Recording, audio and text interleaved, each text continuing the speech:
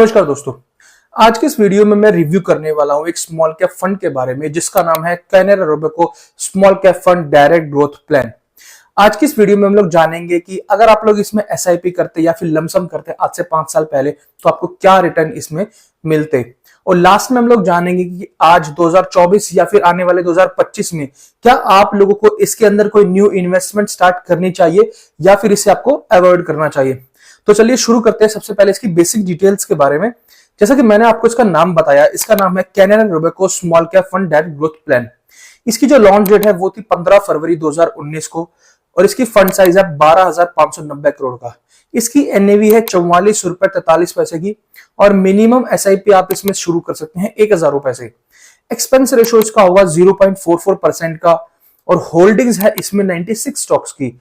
Exit load होगा इसमें 1% का अगर आप रिडीम करते हैं शुरुआत के 1 साल में, और इसमें किसी भी तरह का कोई भी लॉक इन पीरियड नहीं है, मतलब आप जब चाहे इसमें इन्वेस्टमेंट शुरू कर सकते हैं और जब चाहे इस इन्वेस्टमेंट को रिडीम कर सकते हैं। अब हम लोग बात कर लेते हैं इसके एसआईपी और लमसम रिटर्न्स के बारे में। देखिए, अगर आज से 5 साल पहले अगर आप मंथली 5,000 रुपए की एसआईपी इस फंड में शुरू करते तो आप 5 साल में 3 लाख रुपए जमा कर लेते और उन 3 लाख रुपए आज की डेट में वो बन चुके होते 8,36,031 रुपए 35.86% के रिटर्न से।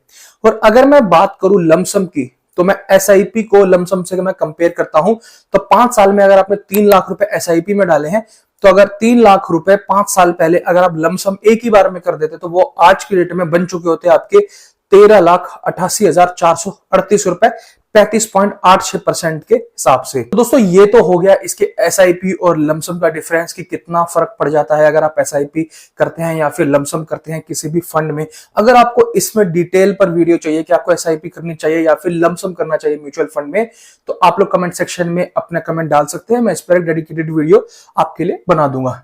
चलिए अब हम लोग बात कर लेते हैं इसके 10 टॉप स्टॉक्स की, जो कि टॉप 10 स्टॉक्स रहेंगे कि कौन कौन से इसके अंदर हैं। देखिए, अगर मैं पहले स्टॉक की बात करूं तो वो है एमसीएक्स जिसमें है 3.34% का। फिर आता है केनस्टैक जिसमें 2.85%। फिर आता है आदित्य बिरला रियल एस्टेट जिसमें है 2.43%। फिर आता है भारत इलेक्ट्रॉनिक्स जिसमें है 2.34%। फिर आता है सीडीएसएल जिसमें है 2.12%। फिर आता है वी गार्ड इंडस्ट्रीज में है 1.67%। फिर आता है बिकाजी फूड्स जिसमें है 1.63%। फिर आता है केम्स जिसमें है 1.55% और लास्ट में आता है चोलामंडलम जिसमें है 1.53%। अब हम लोग बात कर लेते हैं इसके रिटर्न्स और रैंकिंग की कि क्या रिटर्न्स इसने बना करके दिए हैं अपने निवेशकों को लास्ट 1 साल में। देखिए, अगर मैं 1 साल की बात करूं तो 1 साल में इसने बनाए हैं 41.5% के रिटर्न्स। अगर मैं बात करूं 3 साल की तो 3 साल में इसने बनाए हैं 24.1% के रिटर्न्स, और 5 साल की अगर मैं बात करूं तो 5 साल में इसने बनाए हैं 35.8% के रिटर्न्स। और अगर मैं ऑल टाइम की बात करूं, जब से फंड लॉन्च हुआ है तब से लेके अभी तक इसने बना करके दिए हैं 29.8% के रिटर्न्स। चलिए दोस्तों, अब हम बात करते हैं सबसे मेन पॉइंट की कि क्या आज की डेट में मतलब 2024-25 में आपको इस म्यूचुअल फंड के अंदर कैनरा रोबेको के स्मॉल के फंड के अंदर न्यू इन्वेस्टमेंट स्टार्ट करनी चाहिए या फिर इसे अवॉइड करना चाहिए।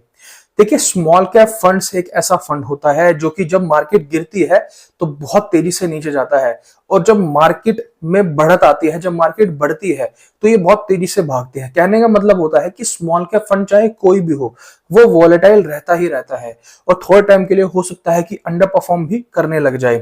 तो अगर आप लोग कोई ऐसे इन्वेस्टर हैं जो कि हाई रिस्क कैटेगरी में आते हैं, मतलब कि आपको रिस्क ले सकते हैं अपने पैसे के ऊपर, तो बेशक से आप इस कैनरा रोबेको के म्यूचुअल फंड के अंदर इन्वेस्टमेंट कर सकते हैं।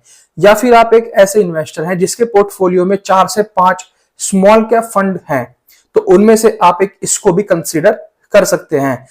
अगर आप लोग एक ऐसे इन्वेस्टर जो कि हाई रिस्क कैटेगरी में नहीं आते हैं और ज्यादा रिस्क नहीं लेना चाहते हैं और एक अच्छी किसी दूसरी एएमसी में जैसे एसबीआई या फिर टाटा में इन्वेस्टमेंट कर सकते हैं, तो आप वहां पर कर सकते हैं, इसे उस टाइम के लिए अवॉइड कर दे। बट इसके अगर मैं रिटर्न्स की बात करूं तो देखिए, कंसिस्टेंट रिटर्न तो ये बना करके दे रहा है, बट अभी जो मार्केट कंडीशन चल रही है जरूरी नहीं है कि हमेशा ऐसी ही मार्केट कंडीशन चलेगी। अब देखने वाली बात ये रहेगी कि जब मार्केट में बढ़त आएगी तो ये कितना परसेंट अपने निवेशकों को बना करके पैसा देता है। आई होप मेरा मैसेज आप लोगों को बहुत क्लियर पहुंचा होगा, और अगर आपको वीडियो थोड़ी भी पसंद आई है, वैल्यूएबल लगी है, तो प्लीज चैनल को सब्सक्राइब जरूर करना, वीडियो को लाइक जरूर करना। Thank you so much, have a nice day.